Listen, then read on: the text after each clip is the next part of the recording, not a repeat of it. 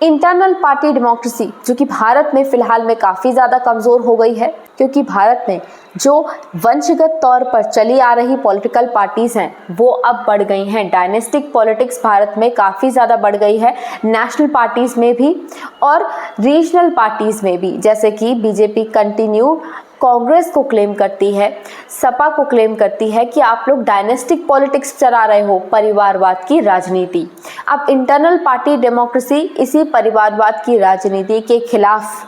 Democratic values से कैसे political parties आगे बढ़ें, इस पर आधारित है।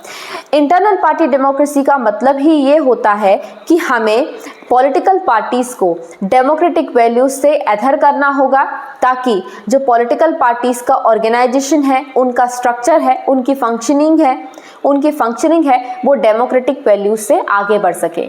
इसके लिए इवन हमारे इंडियन कॉन्स्टिट्यूशन में भी लीगल और इंस्टीट्यूशनल फ्रेमवर्क्स डायरेक्टली और इनडायरेक्टली दिए गए हैं, जैसे कि representation of the people's act 1951। उसमें ये बात क्लियरली मेंशन की गई है कि पॉलिटिकल पार्टीज को एडहर करना होगा सेक्युलरिज्म के फ्रंट से, सोशलिज्म के फ्रंट से, डेमोक्रेटिक वैल्यूज के फ्रंट से, सो दैट देश में पॉलिटिकल पार्टीज जब बने तो वो डेमोक्रेटिक वैल्यूज को फॉलो करे और इससे भारत का लोकतंत्र मजबूत हो और भारत को एक मजबूत सरकार मिल सके, जो कल को जो भी पॉलिसीज बनाएगी वो ऑफ कोर्स डेमोक्रेटिक वैल्यूज से अलाइन होंगी। इसी तरह से लॉ कमीशन ने अपनी 255th रिपोर्ट में ये क्लियरली मेंशन किया था कि पॉलिटिकल पार्टीज को इंटरनल पार्टी डेमोक्रेसी फॉलो करनी होगी और ये हम रूल्स बना के कर सकते हैं। मतलब रूल्स बनाए जाएं कि कैसे कैंडिडेट्स का सिलेक्शन होना चाहिए, कैसे लीडर्स को इलेक्ट करना चाहिए, कैसे एक पॉलिटिकल पार्टीज के फाइनेंसेस और उनकी फंक्शनिंग मैनेज होनी चाहिए, कैसे पॉलिसीज का फॉर्मुलेशन होना चाहिए, चाहे फिर वो कोई पॉलिटिकल पार्टी के लिए हो या फिर देश के लिए हो, किस तरह से डेमोक्रेटिक वैल्यूज से अलाइन होना है, इनके लिए रूल्स बनाए जाएं, ये लॉ कमीशन ऑफ इंडिया ने कहा था अपनी रिपोर्ट में। इसी तरह से national commission to review the working of the constitution, जो कि एक कमीशन बनाई गई थी, उस कमीशन ने भी यही बात कही थी कि इंटरनल पार्टी डेमोक्रेसी होनी ज़रूरी है। मतलब पॉलिटिकल पार्टीज को डेमोक्रेटिक वैल्यूज़ को फॉलो करना होगा, क्योंकि वही चीज़ लोकतंत्र को मजबूत करेगी। इसी तरह से even election symbol allotment order 1968 में भी इलेक्शन कमीशन को यह हक दिया गया है कि अगर एक पार्टी में से दो राइवल पार्टीज बनती हैं और उनके बीच में सिंबल को लेकर कोई झगड़ा होता है तो उसे सुलझाने का काम होगा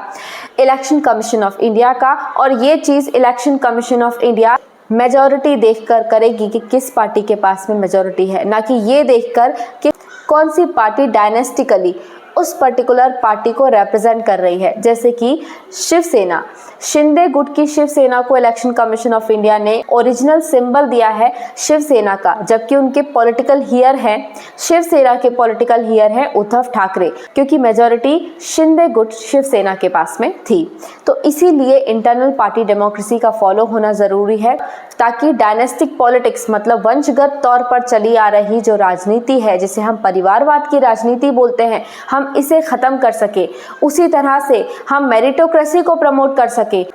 मेरिटोक्रेसी को प्रमोट करने का मतलब हुआ पॉलिटिकल पार्टीज़ में यदि नेपोटिज्म नहीं होगा, परिवारवाद नहीं होगा, तो कई सारे ऐसे लोग जो कि लायक हैं लीडर बनने के, जिनमें काबिलियत है लीडर बनने की, वो सभी आगे आ सके और देश का भार संभाल सकें। इसी तरह से उनका रिप्रेजेंटेशन भी इम्प्रूव होगा, क्योंकि बहुत सारे ऐसे लोग हैं जो इस नेपोटिज्म की वजह से, वंशगत तौर पर चली आ रही राजनीति की वजह से काबिल होने के बावजूद भी अपना रिप्रेजेंटेशन आगे नहीं रख पाते। और जब उन्हें मौका मिलेगा अपने आप को रिप्रेजेंट करने का, तो वो देश को एक मजबूत लोकतंत्र दे सकते हैं। इसीलिए इंटरनल पार्टी डेमोक्रेसी होना ज़रूरी है, जो कि पॉलिटिकल पार्टीज़ के अंदर जब डेमोक्रेटिक वैल्यूज़ को बढ़ा देगी तो वो देश का लोकतंत्र भी अपने आप मजबूत कर देगी, और ये देश के लिए बहुत ज़रूरी भी है और बहुत अच्छा भी है।